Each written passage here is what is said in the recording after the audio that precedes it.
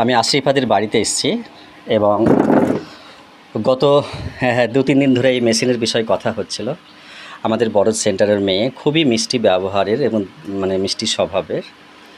তো ওর ম্যাম বলছিল যে জানো আমাদের একটা মেয়ে মেশিনের কথা বলছে, তো ও বাড়ির সাথে আব্বুর সাথে কথা বলাবে। তো ঠিক ওইভাবেই ফোন চলে আসে এবং কথা বলি।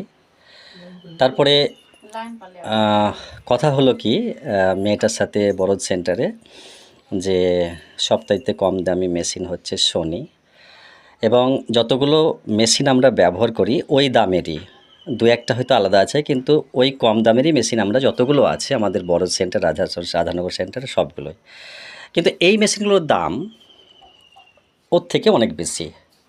সেগুলো 5টা দোকানে বললেই জানা যাবে। আর সেভাবে কথাও বলেনি। তো তারপরে আমি দেখি বাড়িতে গিয়ে যে ওই মেশিন আমরা বিক্রি করে দিয়েছি, কখন মনে পড়ছে না।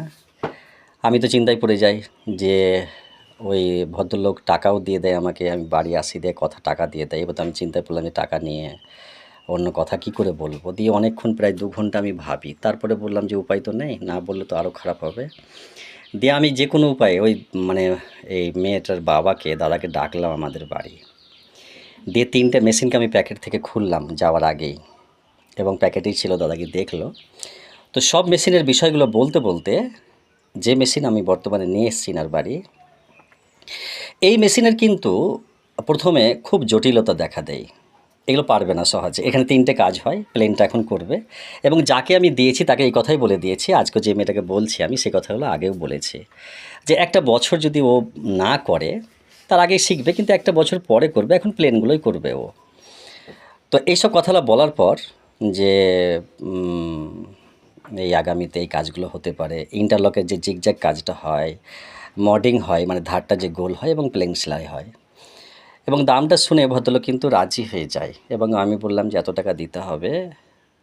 তো যাই হোক, টাকার বিষয়টা আমাদের মনে আছে, আমি বিল দিয়ে দিচ্ছি। তো এসে দেখছি হ্যাঁ, দাদা কিন্তু ওর বাবা কিন্তু আমাদের বাড়ি গেছিলো গতকালকে। গতকালকে ছিল কত, এই 25 ছিল নাকি, না কত তারিখ, আজ কত তারিখে শুভ রে, আজকে 21। তাহলে 20 তারিখে দাদা গেছিলো, এবং অনেক রকম আমাদের পার্সোনাল কথা হয় বাড়ির কাজ সম্বন্ধে। তারপরে চলে যাওয়ার পরে যখন এটাকে আমি শুভকে বললাম, ছেলেকে যে তুই মেশিনটাকে চেক কর ভালো করে।